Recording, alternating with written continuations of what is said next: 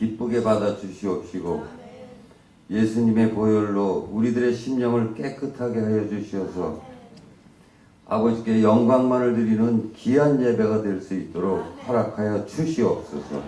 아버지, 지금까지 저희들 아버지 말씀대로 살지 못하고 내 중심으로 살았음을 고백합니다. 우리들의 죄를 용서해 주시옵시고 아버지의 말씀보다도 기도와 예배보다도 세상 중심으로 살았던 저희들의 죄를 용서하옵시고 지금 이 시간부터라도 세상 중심에서 하나님 중심으로 살아가게 하여 주시옵소서. 성령님의 크나큰 은혜로 날마다 승리하는 삶을 살아가게 하여 주시옵소서.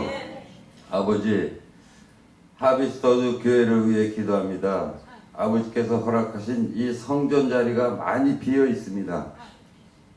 저희들 모든 성도가 한마음 한뜻이 되어 주님을 모르는 불쌍한 영혼을 사랑할 수 있는 마음을 주시어서 전도의 힘을 쏟아 빈자리가 하나도 없도록 차고 넘치는 은혜 베풀어 주시옵소서.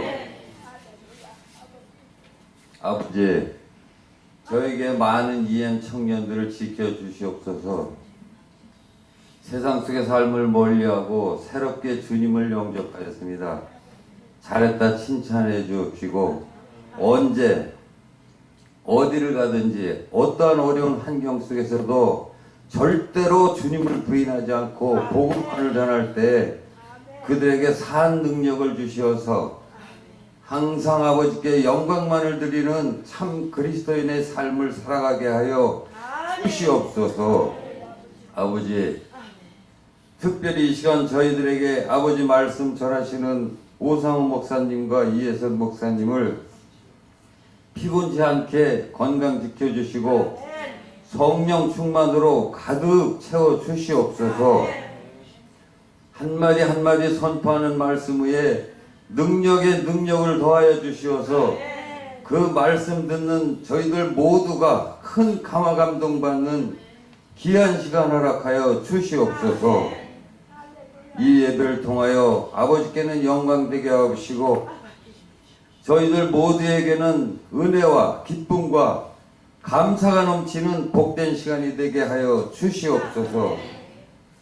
오늘도 은혜 충만히 주실 줄 믿사오며 감사드리며 예수님 이름으로 기도하옵나이다. 네.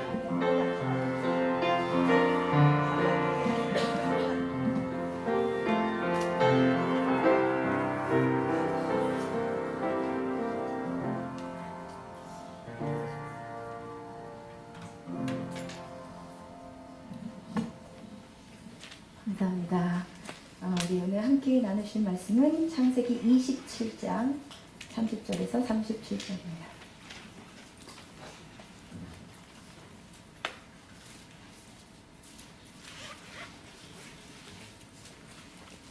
창세기 27장 성경 제일 첫 번째 책 창세기 27장 구약 39회입니다.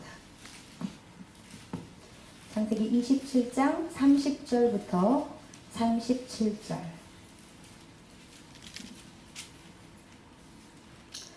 찾으셨으면 다 같이 읽겠습니다. 시작. 이삭이 야곱에게 축복하기를 마치매 야곱이 그의 아버지 이삭 앞에서 나가자 곧 그의 형 에서가 사냥하여 돌아온지라. 그가 별미를 만들어 아버지에게로 가지고 가서 이르되 아버지여 일어나서 아들이 사냥한 고기를 잡수시고 마음껏 내게 축복하소서. 그의 아버지 이삭이 그에게 이르되 너는 누구냐? 그가 대답하되 나는 아버지의 아들 곧 아버지의 맏아들 에서로소이다. 이삭이 심히 크게 떨며 이르되 그러면 사냥한 고기를 내게 가져온 자가 누구냐? 내가 오기 전에 내가 다 먹고 그를 위하여 축복하였은즉 그가 반드시 복을 받을 것이니라. 에서가 그의 아버지의 말을 듣고 소리내어 울며 아버지에게 이르되 내 아버지여 내게 축복하소서. 내게도 그리하소서. 이삭이 이르되 내 아우가 와서 속여 내 복을 빼앗았도다. 에서가 이르되 그의 이름을 야곱이라 함이 합당하지 아니하니까 그가 나를 속임이 이것이 두 번째니이다. 전에는 나의 장자의 명분을 빼앗고 이제는 내 복을 빼앗았나이다. 또 이르되 아버지께서 나를 위하여 빌복을 남기지 아니하셨나이까. 이삭이 에서에게 대답하여 이르되 내가 그를 너의 주로 세우고 그의 모든 형제를 내가 그에게 종으로 주었으며 곡식과 포도주를 그에게 주었으니 내 아들아 내가 내게 무엇을 할 수 있으랴. 아멘. 아멘. 우리가 3주 전에 창세기 27장에서 이삭의 잘못에 대해서 함께 나눴었습니다. 오래전이라 조금 생각이 가물가물하시죠? 그렇죠? 창세기 27장의 특징은 이 사건에 관련된 모든 사람들이 다 잘못하고 있다는 것이 특징이라고 했고, 그 첫 번째로서 이삭의 바닥이었던 영적인 상태에 대해서 함께 봤었습니다. 생각이 나시나요? 그죠? 이삭의 영적인 상태가 바닥이었고 그 영적으로 바닥인 영적인 상태에서 잘못된 축복을 하려고 했어요. 하나님의 뜻은 야곱이었는데 에서에게 축복하려고 했었습니다. 아까 광고할 때 상태가 제일 좋은 것 같아요. 광고할 때 상태가. 예.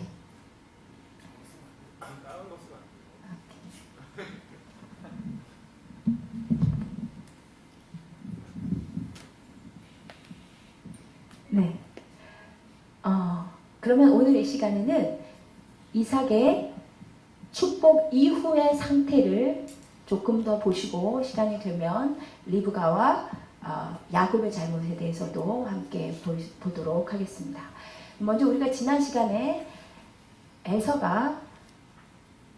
에서인 줄 알고 아버지 이삭이 야곱을 축복했었어요. 거기까지 봤었죠. 그 이후에 무슨 일이 있었는지 우리 30절부터 32절까지를 함께 읽어보십시다. 시작.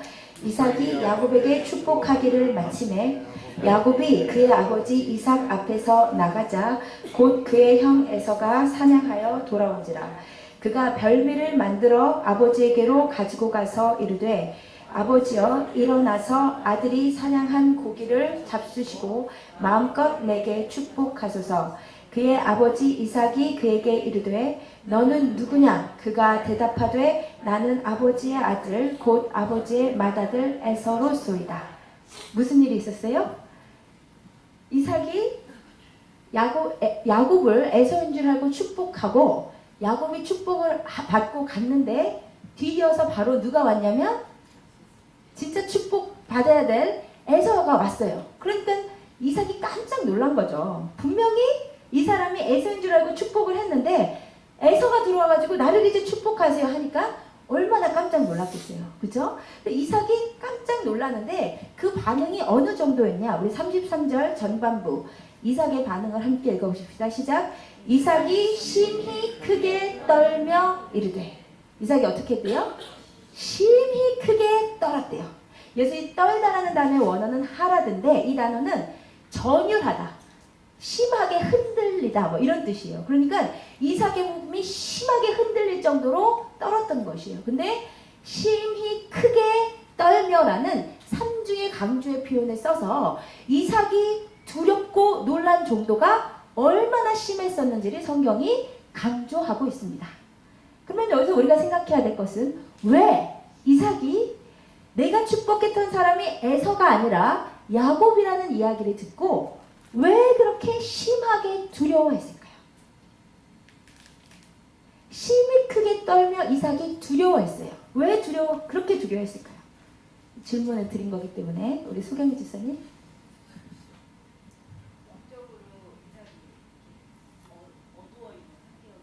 네.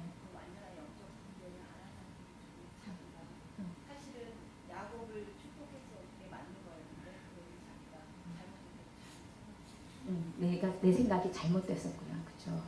예, 맞는 말씀이에요. 그러니까 이삭이 심히 크게 떨며 두려워했던 이유는 단지 자기 아들 야곱이 너무나 감쪽같이 자기를 속였기 때문만은 아니에요. 이삭이 여기서 심히 크게 두려워하였던 이유가 있어요. 왜냐하면 이삭은 지난 시간에 말씀드렸던 대로 선지자입니다. 그렇죠? 선지자는 누구냐면 하나님의 말씀을 듣는 사람이에요. 하나님의 음성을 듣는 사람이에요. 그래서 선지자는 그 육적인 눈이 밝건 어둡건 간에 그 사람의 눈 앞에서 선지자를 절대로 속일 수 없는 사람입니다. 왜요? 하나님이 말씀하시는 사람이기 때문에. 그런데 오늘 있었던 일은 뭐냐? 이삭이 선지자로서 선지자가 마지막에 하는 가장 중요한 일인 자신에게 임한 특별한 하나님의 영을 전달해주는 이 중요한 사명에 있어서 내 눈앞에서 아들이 나를 감쪽같이 속였는데, 근데 문제는 뭐예요? 하나님께서 이 상황 가운데서 나에게 아무 말씀도 안 하셨다는 거예요. 선지자는 누구냐? 하나님의 음성을 듣는 사람입니다. 여러분, 하나님의 음성을 듣고 내가 기도하면서 하나님께 응답을 받아본 사람은 늘 어떻게 생각하냐면 나와 하나님이 함께 계시다고 믿고 사는 사람이에요. 그렇죠? 여러분, 기도하면서 응답 받아보신 분들은 하나님이 나와 늘 함께 계셔, 이렇게 믿는 사람이잖아요. 이삭도 그것을 믿으면서 살았던 것이에요. 그런데 오늘 와서 봤더니 내 눈앞에서 거짓이 벌어지고 있는데 하나님께서 나에게 한마디도 안 하셨다. 그것은 뭐예요? 내 안에 하나님의 임재가 떠났다는 거예요.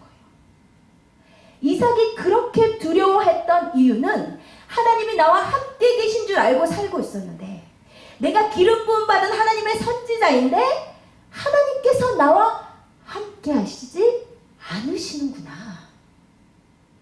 아, 내 안에 하나님이 안 계시는구나.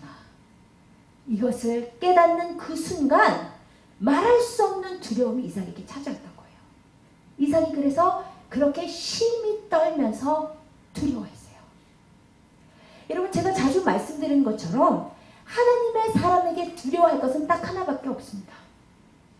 하나님의 사람은 병도 두렵지 않아요. 하나님의 사람은 자식 문제도 두렵지 않아요. 하나님의 사람은 잡을 잃어버린 것도 정말 두렵지 않아요. 불합격의 소식이 두렵지 않아요.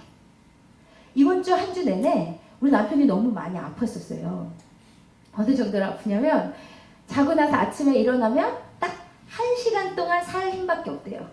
1시간이 지나면 다시 몸에 기운이 없어서 누워야 되는 거예요.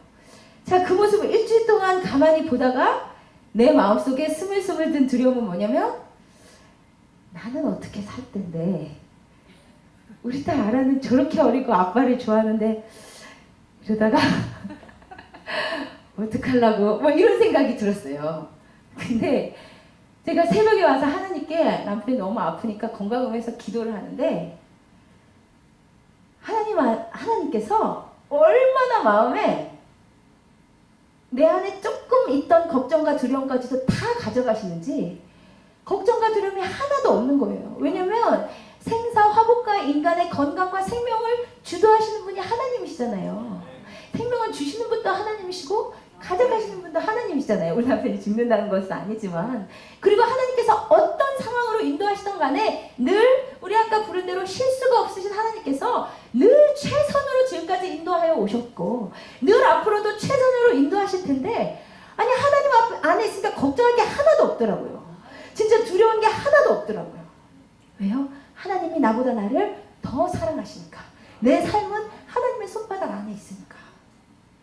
그런데 그렇게 하나님의 손바닥 안에 있는 삶임을 아는 하나님의 사람들이 두려운 게, 진짜 두려운 게 한 가지가 있단 말이에요. 그것은 뭐냐면 나와 함께 계시는 하나님이 떠난 것 같으실 때. 예전에는 분명 내 삶에서 그렇게 개입을 세밀하게 하셨었는데, 예전에는 분명히 내가 생각만 조금 잘못해도 하나님이 금방 사인을 주셨었는데, 예전에는 분명 내가 말만 한마디 잘못해도 하나님이 분명 사인을 주셨었는데, 그렇게 내가 아무 다른 생각도 못하게 나를 세밀하게 인도하시던 하나님이 내 삶에 더 이상 개입하지 않으시는 것 같은데, 내가 내 느낌에 분명히 내가 지금 영적으로 잘못하고 있는데 하나님이 침묵하실 때, 그때가 제일 두려운 거예요. 지금 이삭이 느낀 두려움은 영적인 두려움인 거예요. 내 안에 늘 하나님의 임재가 있다고 생각했는데 알고 보니까 하나님이 나를 떠나신 거예요. 나에게 말씀하지 않으시는구나. 그때 정말 뒤통수를 딱 맞는 것 같은 정신이 바짝 드는 순간인 거예요. 아, 내가 완전히 잘못 가고 있었구나. 내가 하나님과 영 딴 길로 가고 있었구나. 내가 잘 살고 있는 줄 알았는데 하나님이 주시는 축복을 누리면서 살고 있다고 생각했는데 아, 내가 완전히 하나님과 떠나 있었구나. 그것을 느꼈을 때 두려움이 오는 것입니다. 그것이 이삭이 느낀 두려움이에요. 여러분이 사시다 보면 하나님 안에서 정말 충만할 때의 특징은요, 하나님이 내 삶을 가만두지 않으세요.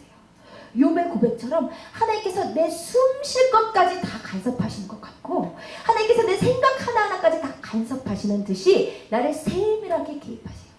그렇게 사는 자가 축복 가운데서 사는 자입니다.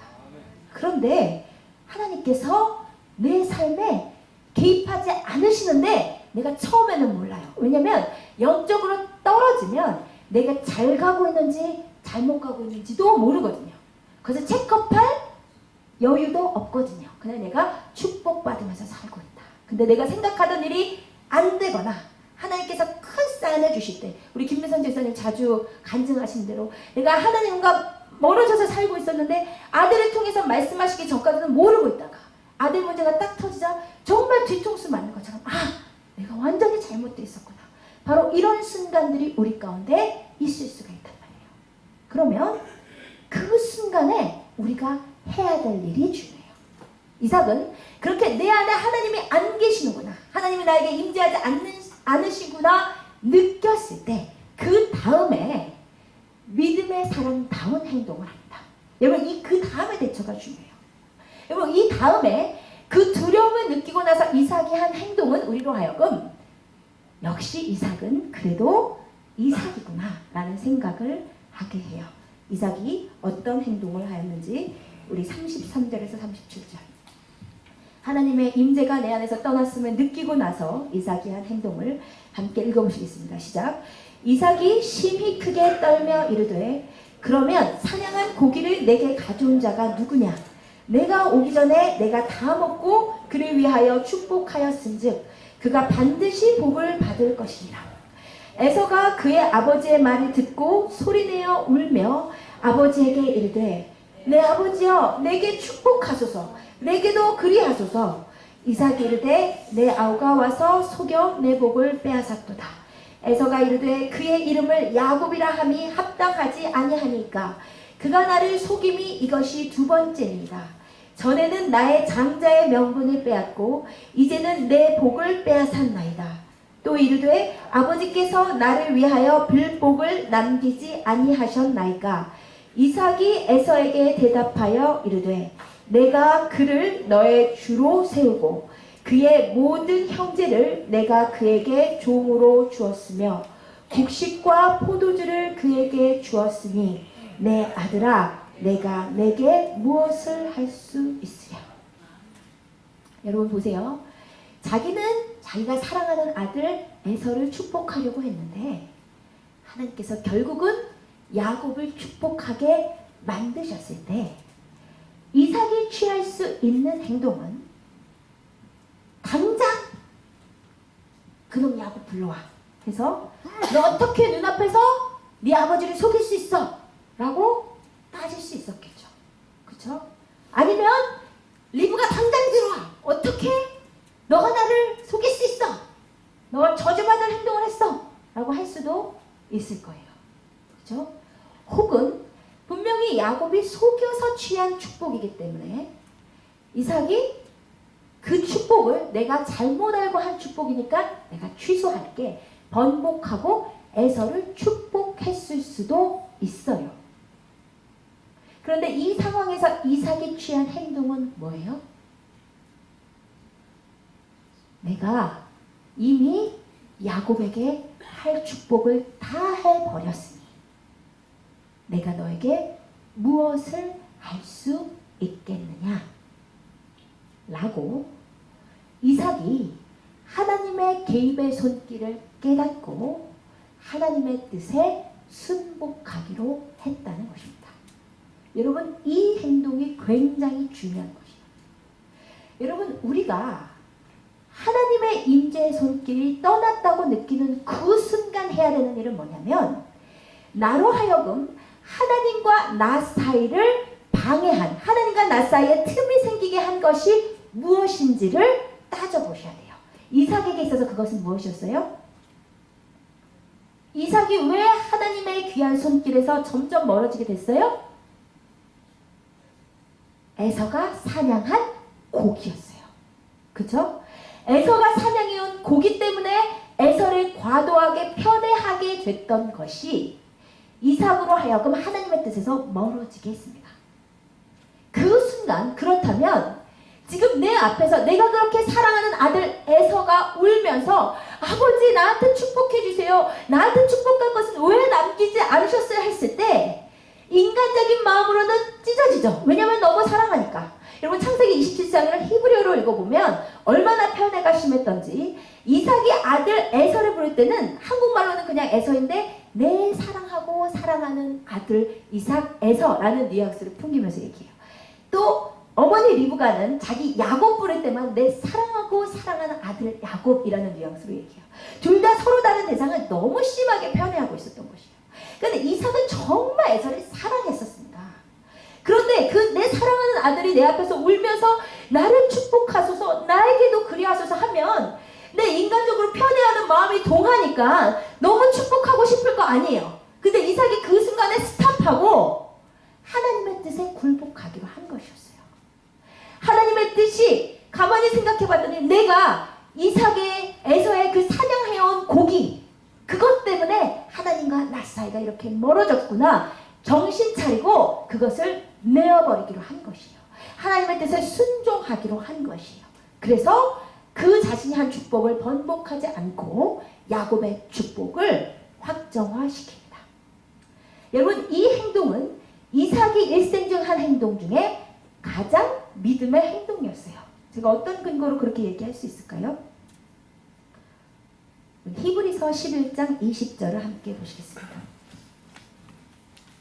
히브리서는 신약 그 태그에서 히라는 글씨를 찾으시면 됩니다. 신약 뒷페이지, 뒷부분에 히브리서 11장 신약 365페이지. 히브리서 11장 20절. 앞에 책은 구약, 뒤에 책은 신약입니다. 신약, 빨간색 태그가 있는 신약 365페이지, 히브리서 11장 20절. 히브리서 11장 20절 366페이지네요. 찾으셨으면 함께 읽으시도록 하겠습니다. 시작. 믿음으로 이삭은 장차 있을 일에 대하여 야곱과 에서에게 축복하였으며. 여러분 보세요. 히브리서 11장은 별명이 있습니다. 그 별명이 뭔가요? 믿음의 장, 믿음의 전당의 장, 이런 별명이 있어요. 그러니까는 이 히브리서 11장에 이름이 기록된 사람들은 하나님 앞에 믿음의 사람이라고 인정된 사람들만 기록되어 있어요. 그리고 이 히브리서 11장에 기록된 행동들은 하나님 앞에 믿음의 행동으로 인정받은 행동들만 기록하고 있단 말이에요. 그러니까 이 히브리서 11장에 기록된 행동들을 잘 보면 하나님의 관점에서 믿음이 무엇인지를 알 수 있는 중요한 장입니다.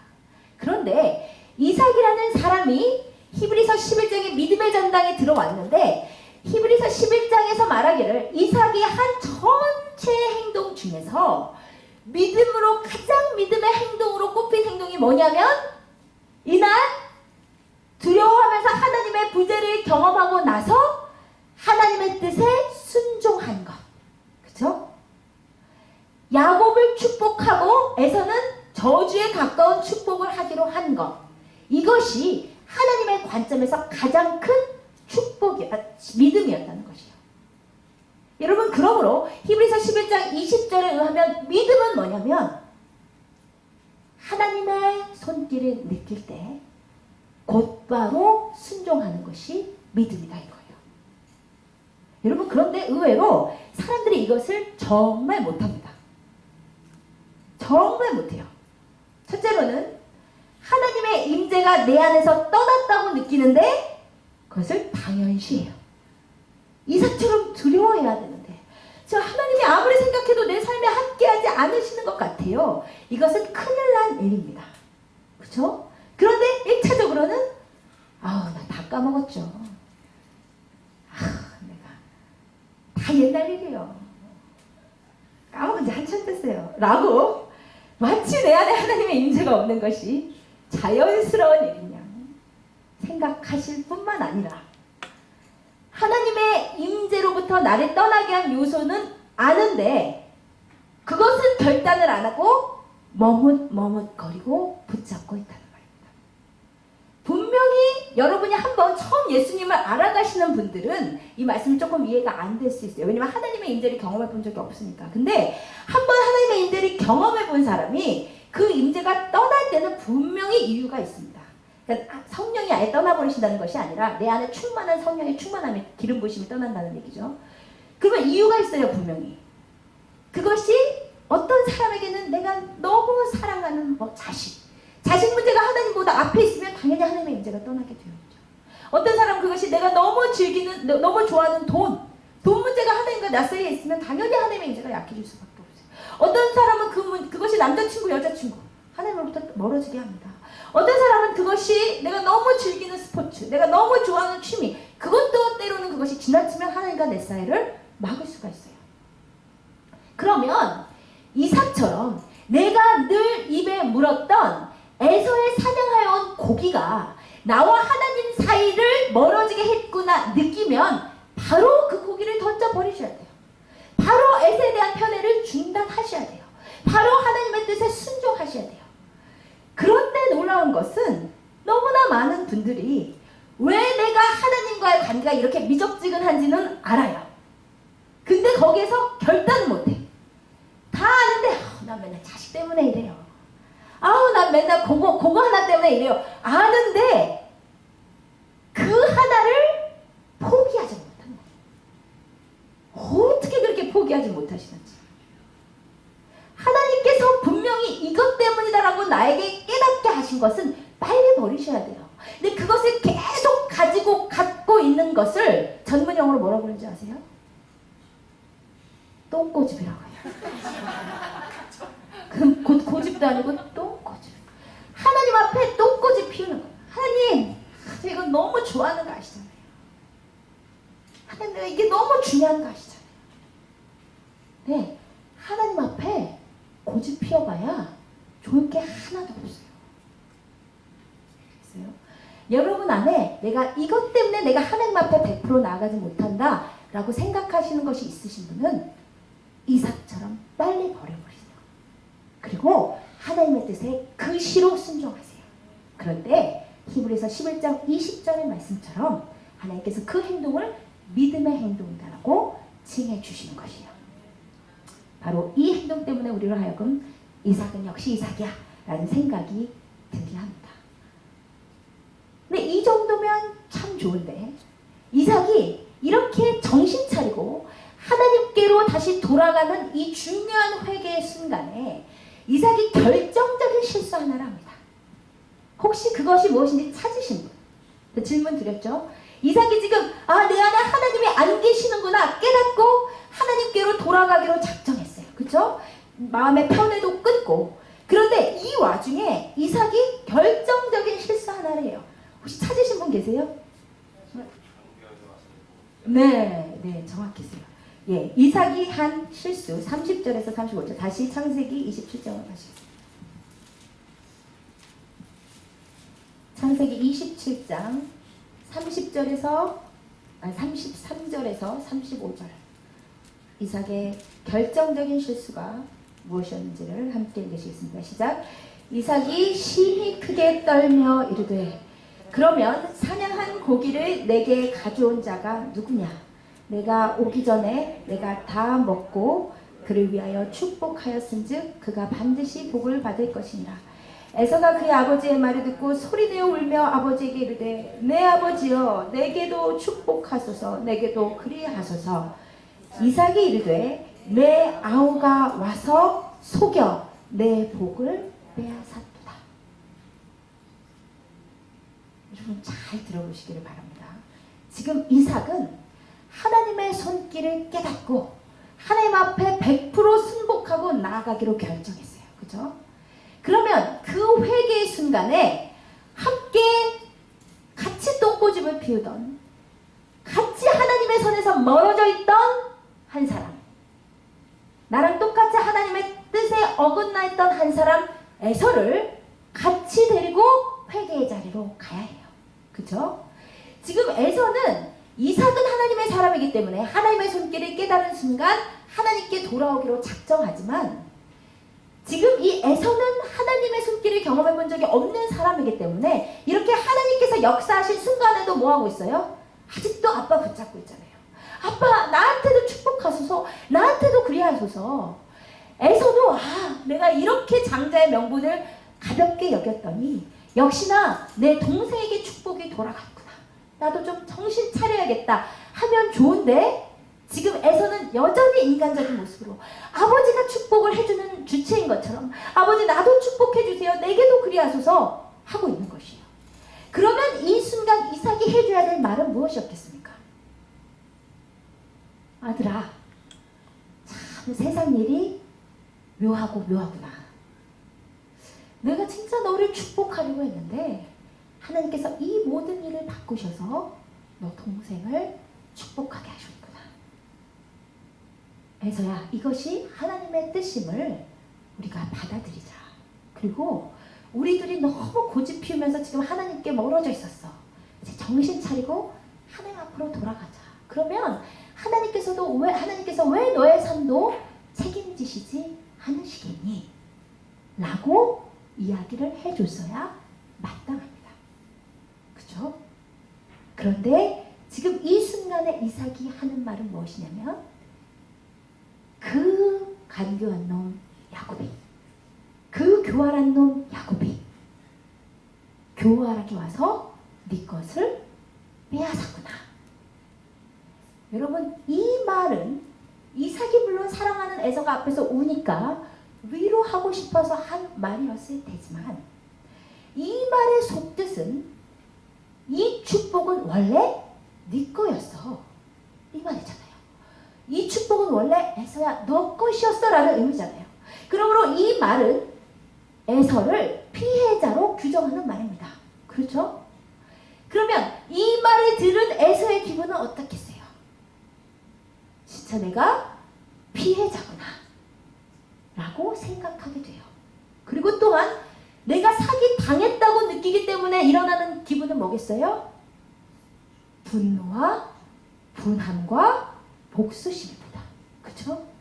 지금 이삭은 자신이 하나님께 정신 차리고 회개해서 나아가려는 순간 아들에게도 회개할 이 절호의 찬스에 아들을 데리고 갔어야 되는데 말로 실수함으로 인해서 아마도 에서가 평생에 마지막 있었을지도 모르는 회개의 기회를 놓치게 만들고 말았다는 것입니다.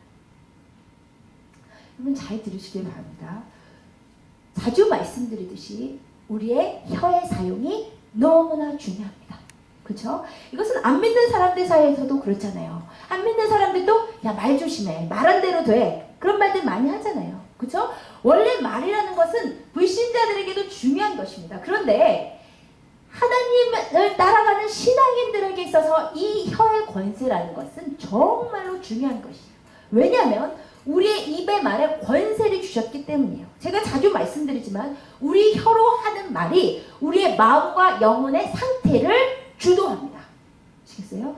왜 우리가 굳이 하나님께 입을 벌려서 소리내서 기도하는 것도 해야 되냐면, 침묵기도도 좋지만, 왜냐면 내 입에서 하나님, 내가 하나님을 너무 사랑합니다 라고 고백하면 그 내 마음의 사랑의 고백이 내 심령 상태에 하나님의 사랑을 가득하게 만든단 말이에요. 아시겠어요? 내 안에 하나님 주여 내가 행복합니다. 아버지가 뭐야? 하나님 당신은 아버지입니다. 나를 도와주세요 라는 그 간절한 고백이 내 심령 상태를 주도해요. 그렇기 때문에 혀의 권세가 너무 중요합니다. 내 안에, 내 마음에는 별로 그렇게 불평이 없는데 내 안에 불평을 시작하면 내 마음이 불평으로 가득 차게 되어 있습니다. 그것이 혀에 주신 권세예요. 그래서 마음으로 믿어 의에 이르고 입으로 시인하여 구원에 이른다고요. 입의 시인이 그렇게 중요한 것이에요. 그런데 오늘 말씀에 봤더니 그것에서 하나 더 나아간다는 말입니다. 내 혀를 내가 어떻게 사용하느냐는 나의 영적인 상태를 좌우할 뿐만 아니라 내 말을 듣는 사람의 영적인 상태까지도 좌우할 수 있다는 것이에요. 지금 지금 이삭은 그 입을 써서 에서에게 불평을 심어주는 말을 했기 때문에, 원한을 심어주는 말을 했기 때문에, 복수를 심어주는 말을 했기 때문에 이 순간 이후로 에서에게는 복수심이 들끓게 되었던 것이에요. 여러분, 그래서 하나님의 사람은 정말 입의 사용을 조심해야 됩니다. 하나님 앞에 훈련받는 과정은 단순하게 얘기하면 내 혀를 재갈 물리는 방법을 터득하는 과정이에요. 야고보서 2장의 말씀처럼 내 입이 훈련받고 내 힘이 컨트롤이 되면 내 몸이 다 하나님 앞에 컨트롤이 되기 때문이에요. 아시겠어요? 내가 정말 내 맘대로 말하고 싶은데 하나님 앞에 내 혀를 금하여 사용할 줄 알게 되는 사람은 정말 하나님 안에 완전한 자라고 야고보서 2장이 기록하고 있는 것입니다. 그렇게 혀의 사용이 너무나 중요한데, 하나님의 사람이라면 나를 통해서 불평이 있었던 사람도 내 혀의 말을 통해서 불평이 사라져야 되고, 믿음이 연약했던 사람도 내 혀의 말을 통해서 믿음이 북돋아져야 되는데, 하물며 하나님의 사람이라고 하면서 선지자라고 하면서 다른 사람에게 불평과 미움과 원한의 감정을 심어준다면 어떻게 되겠냐는 말입니다. 여러분, 우리가 정말 조심해야 되는데, 특별히 언제 조심해야 되냐면 나보다 신앙이 어린 사람 앞에서 조심하셔야 돼요. 여러분이 사실 우리는 별로 신앙이 좋지 않잖아요. 그쵸? 내가 목사지만 신앙이 별로 좋지 않아요. 우리가 다 집사고 장로고 권사지만 신앙이 별로 좋지가 않잖아요. 그쵸? 내 신앙은 내가 알잖아요. 그런데 처음으로 예수 믿어서 교회 와본 사람은 어떻게 생각하냐면 우리가 믿음의 표본인 줄 안단 말이에요. 우리가 신앙이 좋아서 목사가 됐고, 우리가 신앙이 좋아서 장로가 됐고, 우리가 신앙이 좋아서 권사가 됐고, 우리가 신앙이 좋아서 집사가 됐다고 생각해요. 나는 아무 생각 없이 교회 10년 다녔는데 새신자가 보기에 교회 10년 다닌 사람은 엄청 커 보이잖아요. 그렇죠, 이기영 선배님? 그러면 우리가 신앙이 어린, 정말 처음으로 예수님을 알아가는 그 새 생명 앞에서 정말 조심해야 될 것이 입이란 말입니다. 우리가 그 사람들은 정말 아무것도 몰라요. 우리를 믿음의 표본으로 생각해요. 그리고 궁금한 것도 많아요. 알고 싶은 것도 많아요. 그때 신앙의 말을 심어주셔야 된단 말입니다. 믿음의 말을 심어주셔야 된단 말입니다. 불평을 없애주시는 말을 심어주셔야 된단 말입니다. 그런데 정말 답답한 것은 본인은 이삭처럼 지금 하나님 앞에 반응하고 있고, 본인은 지금 이삭처럼 하나님 앞에 나아가려고 하고 있으면서 누가 물어보면 괜히 딴소리를 해요. 왜 그러시는 거예요? 내 말 한마디가 한 영혼으로 하여금 내가 교회 진짜 다시는 안 나가, 저 예수 믿는 자들 다 투페이스야 라는 말을 듣게 할 수도 있고, 내 말 한마디가 정말 저 사람을 보니까 하나님이 저렇게 역사하시는 게 맞구나, 나도 저 사람이 만나 하나님 좀 알아보고 싶다라는 말이 나오게 할 수도 있단 말이에요. 그것이 우리의 혀의 사용에 달려있어요. 아시겠어요? 새신자가 와서 질문하면 목사님 설교는 왜 이렇게 길어요? 이렇게 질문하면 나도 모르겠어요, 지루해 죽겠어요 라고 하시지 마시고, 은혜 받으라고 그런 거지 설마 할 일이 없겠어요, 뭐 이 정도라도 불평을 없애주시는 말을 좀 하셔야 된다는 거예요. 아시겠어요? 저 교회는 거룩하지 못하게 다 일어서서 방방 뛰면서 시끄럽게 찬양을 하면 나도 곤란해 죽겠어요 말을 하지 마시고, 거룩이라는 것은 외면이 아니고 신장이에요. 경건의 모양이 중요한 것이 아니라 경건의 능력이 함께하는 것이 중요한 것이요 라고 정도 말하실 수 있다면 그런 분이 계시려나요? 그러면 좋겠어요. 여러분, 우리의 입의 말이 한 사람을 살릴 수도 한 영혼을 죽일 수도 있습니다. 아시겠어요? 여러분 꼭 기억하시고 하나님의 사람답게 살아가신 여러분 되시기를 부탁을 드립니다. 좀 더 할까요? 끝낼까요? 아침까지 고민하다가 결정을 못하고 왔어요. 더 할까요? 더 해도 이렇게 새가족에게 잘 얘기를 해주시기 바랍니다. 그러면 이 창세기 27장에 이것까지가 이제 이삭에 대한 우리 함께 나눈 말씀이고, 그러면 이제 리브가와 야곱, 지금 에서는 처음부터 끝까지 잘못한 사람이에요. 그렇죠? 근데 이 리브가와 야곱의 잘못이 무언지를 파악하는 것이 정말 중요합니다. 한번 여쭤볼게요. 여기는 분명히 논쟁이 있어요. 창세기 27장에서 리브가와 야곱이 잘한 건지 못한 건지에 대한 분명한 논쟁이 있습니다. 제가 어느 날 집에 있는데 옆에서 봤더니 저희 엄마 아빠가 막 어머니 아버지가 티격태격 하세요. 왜 싸우시나? 하고 들어갔더니 창세기 27장 갖고 싸우고 계시더라고요. 한 분은 리브가는 잘한 거야. 한 분은 리브가는 잘못됐어. 이렇게 두 분이 싸우고 계시더라고요. 여러분은 어떻게 생각하세요? 리브가가 다 같이 손 들어볼까요? 한번. 리브가가 중요해요. 이거 진짜 아는 게. 여러분이 리브가가 잘했는지 잘못했는지를 아시면 성도로서 살아가면서 많이 할 수 있는 실수를 절반 이상 줄일 수 있습니다. 이거 과장이 아니라 진짜예요. 왜냐면 누가 잘못했는지 나오는군요. 리브가가 잘했나요? 잘못했나요? 잘했다고 생각하십니다. 두 분. 예. 왜요? 우리 성도님? 그렇죠. 하나님 말씀 쫓아갔으니까. 그렇죠. 예. 김미애 성도님요? 네? 능력이 있을 때 속여야 된다고요? 속일 수 있는 김영준 성도님 조심하셔야 되겠네요. 두 분밖에 없으세요. 그러면 다른 분은 다 리브가가 잘못됐다고 생각하시는 거예요? 역시 똑똑하시군요. 그렇죠? 네. 리브가의 행동은 무엇이 잘한 건가요? 하나님 뜻을 쫓은 거?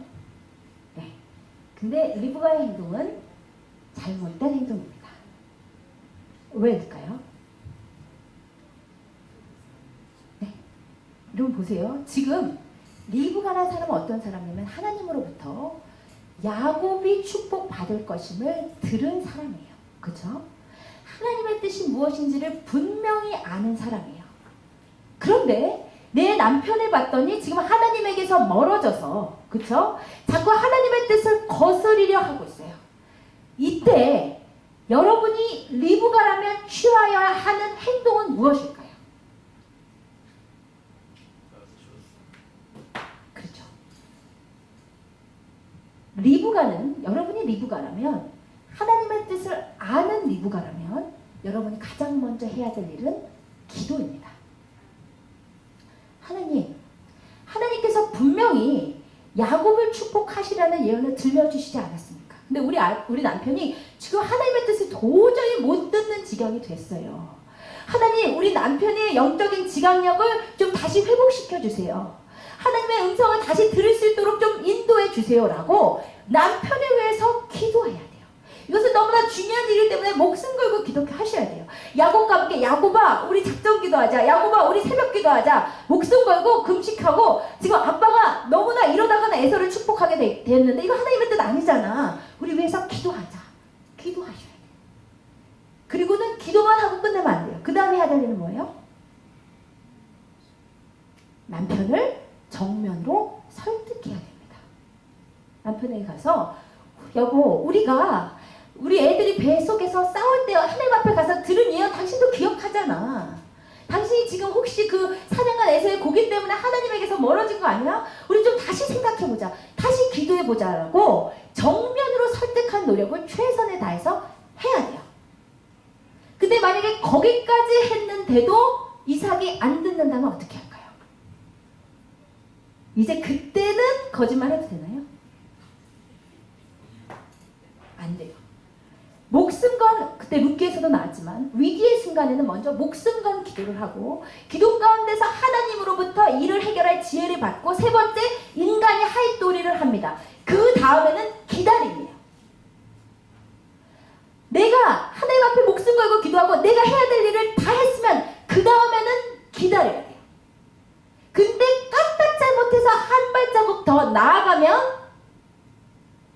사람으로서 하나님께서 주신 권한 밖의 일을 하게 된다는 말이에요. 한마디로 말해서 지금 리브가와 야곱의 잘못은 무엇이냐면, 하나님의 뜻을 행한다는 명목 아래서 인간의 수단과 방법을 억지로 사용한 것입니다. 이것을 조금 어려운 말로 신본적 인본주의라고 해요. 무슨 말이냐면, 미명은 하나님의 뜻을 행하겠다는 거예요. 그 하나님 중심인 것 같아. 근데 내가 하는 것은 다 내 중심이야. 다 내 수단과 방법이야. 다 내 노력이야. 억지로 하나님의 뜻에 끼워 맞추려고 한단 말이에요. 그것을 신본적 인본주의라고 해요. 그런데 그렇게 하고 나서 야곱과 리브가가 이렇게 생각하면 착각이란 말이에요. 역시 하나님이 나를 다 도우셨어. 우리가 다 이렇게 하고 나니까 나중에 딱 시간 맞춰서 에서가 왔잖아. 거봐, 우리의 일을 하나님의 뜻을 행했기 때문에 하나님이 도우셨어라고 얘기하면 옆에서 듣는 새신자는 마음이 상한단 말이에요. 아니 무슨 하나님이 거짓말을 도와. 그쵸? 아시겠어요? 여러분, 목적이 선하면 방법도 선해야 됩니다. 목적이 하나님 중심이면 방법도 하나님 중심이에요. 그런데 너무 많은 크리스천들이 이런 실수를 얼마나 많이 짓는 줄 아세요? 이름은 하나님의 뜻이야. 이름은 하나님의 일이야. 근데 다 내 맘대로 하고 있어요. 너무너무 많아요. 분명히 리브가와 야곱은 리브가가 열심히 염소고기로 에서가 사냥한 고기처럼 꾸미면서 분명히 기도했을 거예요. 하나님 나를 도와주세요. 하나님의 뜻을 행합니다. 분명히 야곱이 에서로 변장하고 아빠 앞에 가면서 기도했을 거예요. 하나님 나를 도와주세요. 그런데 그렇게 섬기는 하나님은 하나님이 아니라는 것입니다. 여러분 잘 들으세요. 여러분이 이런 실수를 얼마나 많이 짓는 줄 아세요? 예를 들어서 기도하니까 하나님께서 나를 기독교 기업을 세우라고 하세요. 하나님의 뜻을 세우기 위해서 사채 아무거나 다 불이한 돈 다 갖고 와가지고 돈 하고 탈세 다 하고, 그쵸? 그러면서 내가 그리고 임금 착취하고 그래놓고 하나님의 일을 한다고 하면 듣는 새신자는 마음이 상하는 것입니다. 무슨 하나님이 그래요, 그쵸? 목적이 하나님의 사업이면 방법도 하나님의 사업을 한단 말이에요. 자기가 불법 행할 거는 다 행하고 그러다가 안 되면 어떻게 하는지 아세요? 그 다음에는 하나님을 원망하잖아요. 성경에 봤더니 사람이 어리석어서 자기의 길을 굽게 하고 마음으로 하나님을 원망한대요. 우리 얘기예요. 얼마나 많은 분들이 전화하셔서 하나님이 왜 이렇게 나를 괴롭게 하세요? 하나님이 왜 이렇게 나에게 시련을 많이 주세요? 그 시련은 다 자기가 자초한 건데, 다 자기가 거짓말해서, 다 자기가 불법해서 일이 안 되고 나면 내가 하나님의 뜻을 행했는데 왜 일이 이렇게 됐어요? 라고 한단 말이에요. 여러분 그런 실수 안 하시는 것 같으세요? 조금 더 피부에 와닿게, 제가 예전에 대학교에서 시험을 보고 있었어요. 근데 이렇게 시험 시작하기 전까지 노트를 열심히 보다가 시험이 시작하면 노트를 덮고 답을 쓰잖아요. 그런데 다 답을 쓸 수 있겠는데 한 개가 아무래도 생각이 안 나요. 이거 분명히 외웠는데 생각이 안 나. 하나님 모르겠어요. 근데 기도하면서 우연히 눈을 돌렸는데, 아니 제가 싫어해요. 제가 우연찮게도 다른 페이지는 다 덮었는데 하필이면 답이 쓰여져 있는 페이지가 잘 안 덮여져 있어요. 그래서 답이 쓰여진 페이지가 살짝 삐져나와 있는 거예요.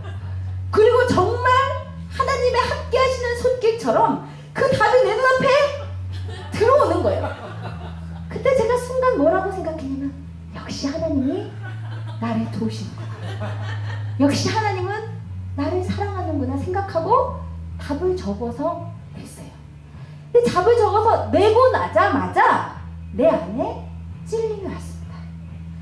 하나님은 컨닝을 통해서 나를 도우시는 하나님이 아니신 거예요.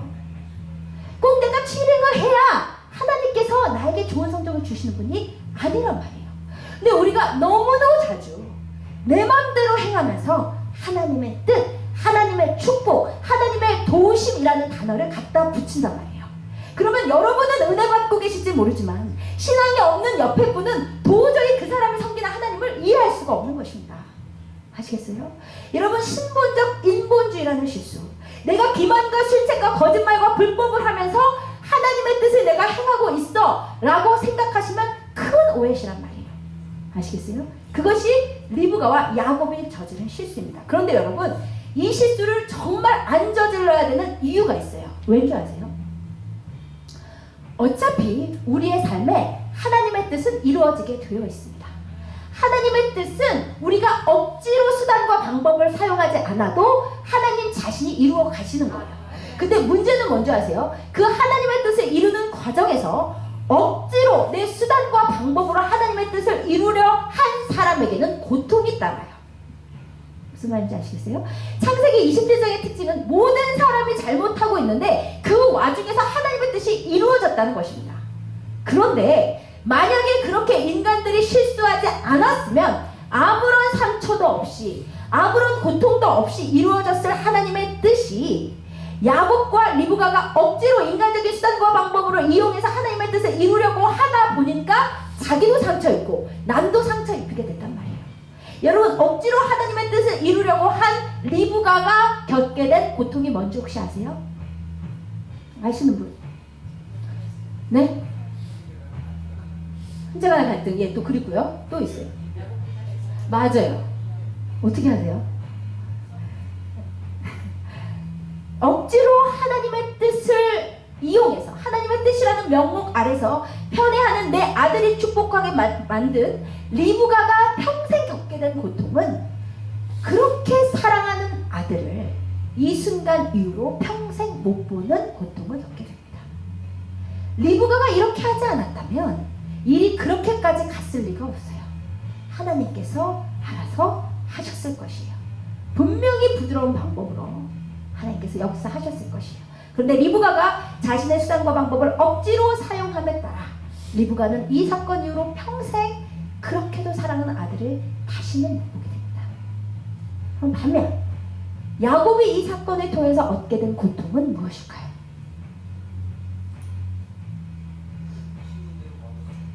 예, 잘하셨어요. 맞는 말씀이에요. 여러분, 야곱의 삶을 보면 특징이 하나가 있습니다. 앞으로 계속 볼 야곱의 삶에서 우리가 유념하셔서 보실 게 한 가지가 있어요. 그것은 뭔지 아세요? 야곱의 삶의 특징이 뭐예요, 여러분? 창세기 47장에 봤더니 야곱이 자기의 삶에 대해서 뭐라고 해요? 네, 내가 130살에 애굽왕 바로 앞에 서서 제가 130년을 살았습니다. 근데 저는 이렇게 오래 산 건 아니에요. 우리 조상들에 비하면 그렇게 오래 산 횟수는 아닙니다. 그런데 제가 험악한 세월을 보냈습니다. 이것이 야곱이 자신의 삶에 대해 한 말이에요. 여러분, 야곱의 삶의 특징은 계속 나올 테지만 한마디로 험악했다 이겁니다. 이 사건 이후로 야곱은 형의 미움을 받아 쫓겨나 2000리 멀리 떨어진 곳으로 피신 갔는데 그곳에서는 또 세상에서 그렇게 지독할 수 없는 외삼촌 라반을 만나서 20년 동안 가진 고생 다 합니다. 가진 고생 다 하고 돌아와서는 자신의 가장 사랑하는 아들 요셉을 17살에 잃고 평생 요셉이 죽은 줄 알고 살다가 노년에 가서 요셉을 만나게 돼요. 여러분, 야곱의 삶은 자기 본인이 말한 대로 이상하게 험악한 삶을 살았습니다. 그럼 왜 이렇게 험악한 삶을 살았나요? 라는 질문에 하나님께서 연단하셨기 때문이에요 라고 대답하면 할 말은 없어요. 그쵸? 그런데 여러분이 기억하셔야 될 것은 우리의 삶 가운데 하나님의 사람으로서 받는 연단이 있습니다. 그런데 이삭의 연단이 다르고 야곱의 연단이 달라요.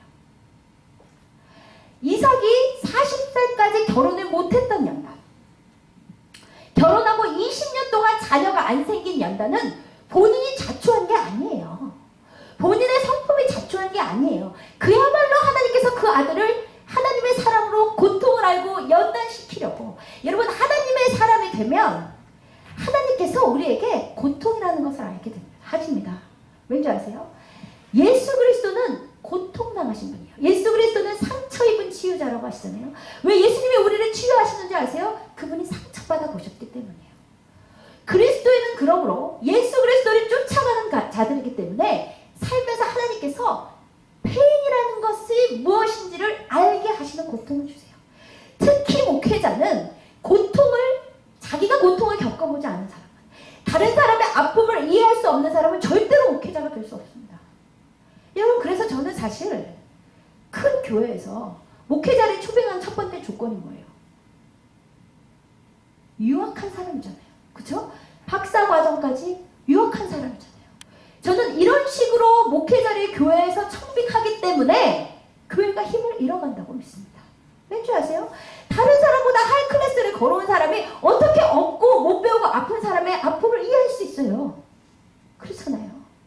그런데 정말 하나님의 사람으로서 다른 사람을 치유할 사람은 다른 사람이 불쌍한 사람이어야 돼요.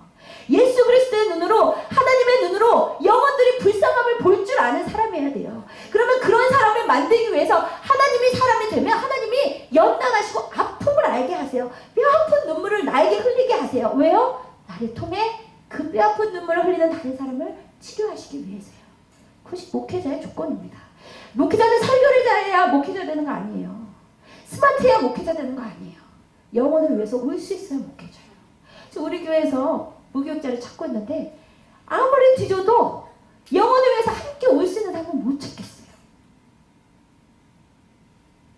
영혼을 위해서 울 수 있는 사람이 하나님의 사람입니다. 그러면 그래서 이삭처럼 자기의 성품 때문은 아닌데 하나님께서 40년 동안 기다리게 하시고 20년 동안 기다리게 하시고 또 울고 고생하고 기도하게 하시는 자신의 성품이 자초한 고통이 아니라 그 사람을 하나님의 사람으로 빚어가시기 위해서 주시는 고통이 있어요. 그런데 그 이삭이 당한 고통과 야곱이 당한 고통은 조금 다르다는 말입니다. 야곱이 당한 고통의 상당 부분은 자기의 성품이 자초한 고통이에요. 여러분, 야곱이라는 사람은 하나님의 뒤만 쫓아가기에는 너무나 머리가 빨랐었고 진실하게 하나님의 뜻을 쫓아가기에는 너무나 거짓말이 배어있던 사람이에요. 여러분, 야곱의 인생을 지금부터 보시겠지만 형을 팥죽한 것으로 형을 속인 사건, 오늘 변장을 해서 형의 축복을 빼앗은 사건, 그리고 라반의 집으로 가서 거기에서 두 여자를 얻는 사건, 그리고 나중에 품삯을 얻는 사건, 모두 다 특징이 뭐냐면 하나님의 뒤를 야곱이 쫓아가는 것이 아니라 야곱이 앞서가고 있다는 거예요. 머리가 너무 빨라요, 야곱은. 그러니까 하나님께서 그 사람을 연단하셔야 했기 때문에 자기보다 더 머리 빠른 라반을 통해서 그렇게 연단시키신 거예요. 그러니까 여러분, 제가 무슨 말씀을 드리고 있냐면 성도의 삶이 하나님을 쫓아가는 길에 고난이 있습니다. 그런데 그 고난이 정말 내가 잘못을 하나도 안 하고 정말 초자연적으로 하나님께서 당하게 하는 고통이면 하나님께서 나를 연단하시고 하나님의 사람을 만드시는구나 하고 감내하시고 훈련 받으시면 돼요. 그런데 모두 다 하나님의 뜻은 아니라는 것입니다. 모두 다 하나님 탓은 하지 마시라고요. 내가 어리석어서 하나님의 길을 굽게 하고 마음으로 하나님을 원망할 수도 있단 말이에요. 하나님의 뜻, 하나님의 연단이라는 미명 아래서 모든 것을 정당화시키지는 마시라는 말이에요. 여러분의 삶에 자칫 잘못하면 하나님의 뜻이라는 미명 아래 내 잘못된 성품 때문에 내가 고난에 자초하는 것도 분명히 있다는 것입니다. 야곱이라는 삶이 우리에게 주는 것은 그것이에요. 우리가 야곱의 삶을 보면서 여러분, 성경에 아브라함, 이삭, 야곱, 요셉 4명의 사람 중에 우리와 제일 비슷한 사람은 야곱입니다. 아무리 해도 우리는 아브라함 안 될 것 같고 이삭은 별로 존재감이 없고 요셉도 대단한데 야곱만큼 나랑 똑같이 실수투성의 인간은 없습니다. 오늘부터 야곱을 계속 보실 때 야곱의 삶을 보시면서 여러분의 실수를 줄여가시고 하나님의 뜻이라고 다 정당화시키지는 마시기를 부탁을 드립니다. 우리 지금 함께 일어나셔서 찬양하시면서 나아가십시다. 신실하게, 진실하게, 거룩하게 살게 하소서. 여러분, 하나님의 사람, 하나님의 뜻, 이것으로 다 정당화되는 것이 아니에요.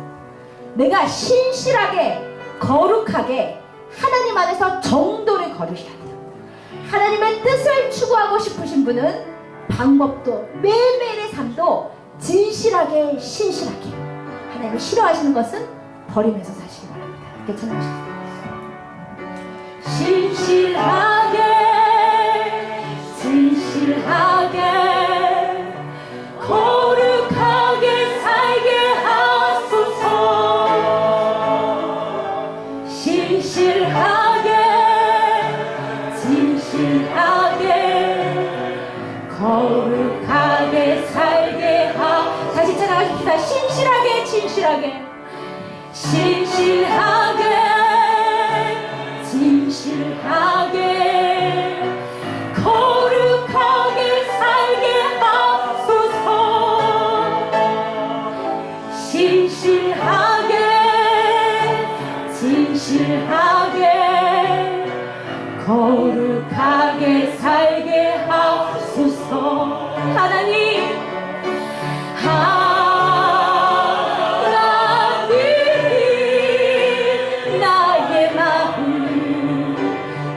만져주소서.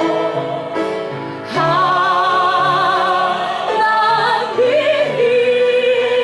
나의 영혼 새롭게. 다시 찬양하겠습니다. 하나님, 내가 이제 진실하게 살기 원합니다. 진실하게 거룩하게 살게 하소서. 진실하게 거룩하게 살게. 다시 한번 찬양하십시다. 하나님, 신실하게 거룩하게 소실하게 거룩하게 살게 하소서. 진실하게 거룩하게 살게 하소서. 하나님, 나의 마음 만져주소서. 하나님,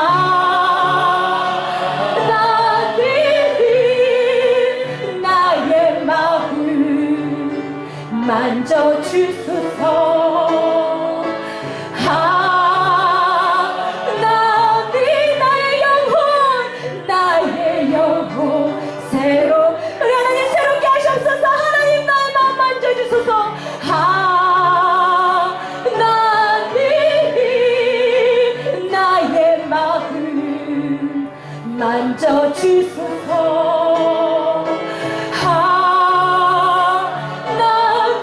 하나님, 나의 영혼 새롭게 하소서. 여러분, 이 시간 기도하시면서 나아가실 때 먼저 내 안에 하나님의 임재가 있는지를 체크해 보시기를 바랍니다. 내 안에 예전처럼 하나님의 세밀한 개입하심이 있으신지, 하나님의 말씀하심이 있으신지, 내 안에 내가 살아갈 이유가 되신 성령님의 충만함이 있으신지 체크해 보시기 바랍니다. 혹시 여러분 안에 그 하나님의 세밀한 인도하심과 임재하심을 상실하셨다면 여러분 이삭처럼 정신 차리셔야 돼요. 이삭처럼 두려워하고 떨면서 하나님, 나에게 다시 임재하여 주시옵소서. 하나님께서 싫어하시는 이 에서의 고기를 내가 내어 던지겠습니다. 하나님께서 싫어하시는 이 에서의 표대를 내어 던지겠습니다. 하나님, 내가 하나님 앞에 항복하면서 나아갑니다. 하나님, 나를 다시 만져주시고 내 영혼을 새롭게 하여 주시옵소서. 여러분, 기도하시면서 나아가주시기 바랍니다. 여러분, 또한 내 안에 있는 고통이 무엇인지 하나님의 뜻은 알 수 없지만 순종하면서 나아가되, 하나님, 내가 하나님보다 너무 빨라서, 내가 너무 욕심스러워서, 내가 너무 질투스러워서, 내가 너무 다른 사람을 생각하지 못해서 당한 고통이면 하나님, 어서 속히 내 성품을 만져주셔서 하나님, 제가 헛고생하지 않게 하여 주시고 하나님께서 주시는 길을 잘 걸어갈 수 있게 하여 주시옵소서. 여러분, 그런 심정으로 우리 주여 세 번 부르시고 주님 앞에 기도하시겠습니다. 주여!